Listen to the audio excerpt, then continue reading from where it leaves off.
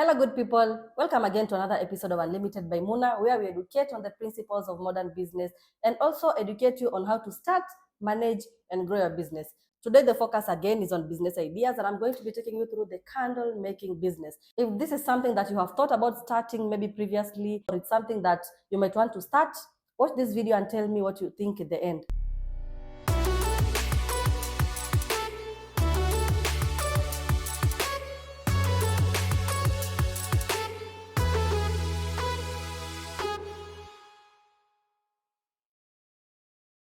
So the candle making business dates back to ancient civilization thousands and thousands of years ago, where they used to make candles using animal fat, and then they used to use reeds, like some of these just reeds from the forest. They'll just place them as the center, and then they will put animal fat around it. So they were mainly used for religious ceremonies and also some practical uses such as lighting homes and also illuminating paths while people were walking along the roads.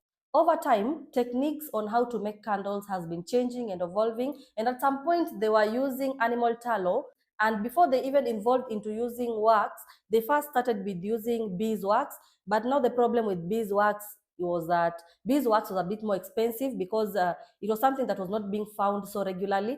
But then now people started developing ways on how to come up with wax. Wax is available in many varieties such as soy wax and many other types of wax. Today, the candle making has evolved into a whole industry and a whole craft for different kind of people. And we have several types of candles for other practical uses such as lighting homes when we have power outages. Others are using them for decorative and even aromatic uses. Right now, the most popular types of candles are the simple candles that you find in your shops that people go to buy when they have power outages, and also the aromatic or scented candles that people use them in their homes, especially when they have dinners, when they want their bedrooms to smell fresh. People are also using them in birthdays, in different ceremonies such as the burial, in some weddings. So if you're thinking of starting this kind of business, let's get right into the first step. And the first step is just by simply evaluating your market and looking if there's actually a market for you for this kind of business. And I would advise for somebody who's starting up, it's good to start with something that is targeting a larger market. And this is mainly the people at homes who use them when we have power outages. And here we begin by just someone investing in a candle making machine, which is just ideally a mold that can hold together those candles so that they can cure or maybe dry up. So getting started with this business idea, you simply need a candle making machine. And a candle making machine is mainly a mold or a holder that is able to carry a certain number of candles, and it will range from machines that carry 20 pieces and another one that carries 100 pieces of the wicks. So how this machine works is that it's a metal holder that just opens up, and then now it has a space for you to put in your wicks first before you even pour in your hot melted wax.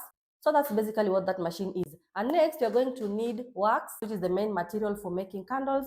And then you're going to need wicks.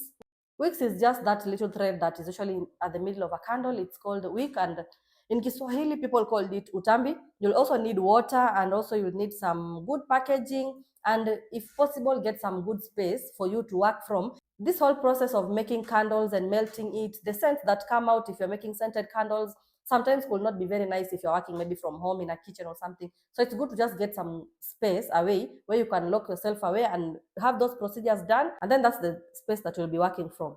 So in order for you to be at a good place when you're starting out, I would advise for you to just start out with the normal candles, because these are the candles that have more demand. Every time people keep having power shortages, and personally when I go to the supermarket, I always make sure that I have at least that packet of candles for me to be able to light up my home, because now we keep getting power outages from time to time.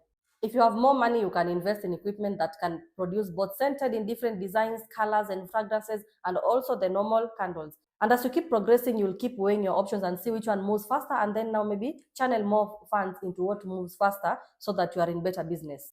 Step two now is where now you're going to get your equipment and your supplies for you to be doing this kind of thing. So for the candle making machine, you can find it on Gigi, previously known as OLX. So if you go there and just search candle making machine, you're going to be getting different options. There's one that is going for 20,000 shillings, and others are also selling it for 30. So be sure to check out if it has any extra features if you're going for the one that is more expensive. But basically, the one that has 20 molds to hold 20 candles is going for 20,000 shillings. And the one that has 100 molds to carry 100 candles per production is going for 100,000 Kenya shillings.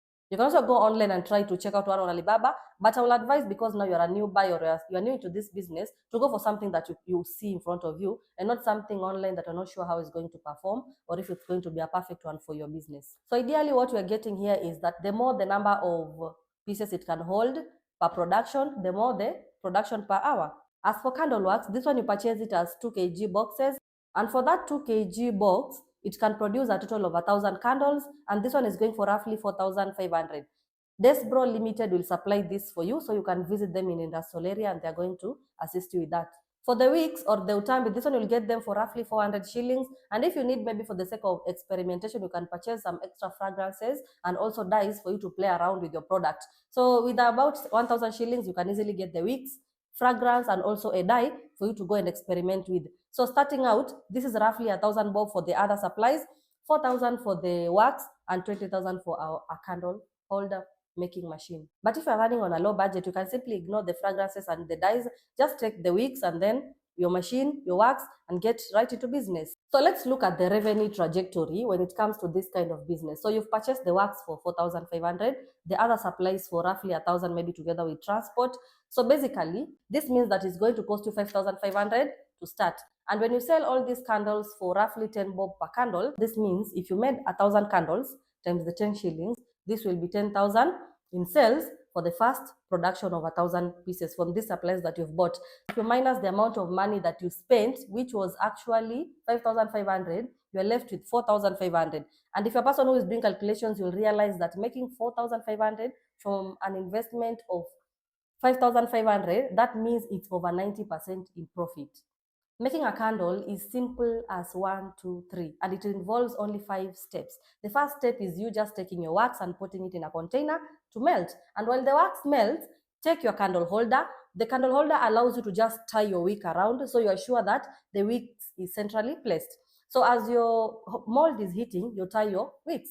So, and as soon as it has melted and it's already in liquid form, you pour your liquid into the holders and then leave it at room temperature to cool. As soon as it is cooled, now this is where you just take it, trim the excess, and cut off the remaining wicks. Simple. You have candles to sell. The fourth step is branding and marketing. Here is where you make very nice labels to go with so that your candles are looking as attractive as possible. For somebody who is making scented candles, especially the one that have glass jars, you simply need the jars, the wicks, the wick holder, and then you put in your liquid. So you're going to be positioning your wick at the center.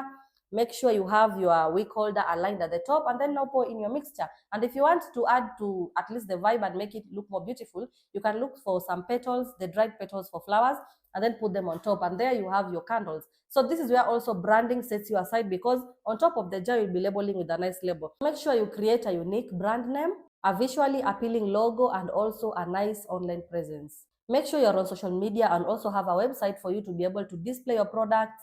Take nice and quality images of your work.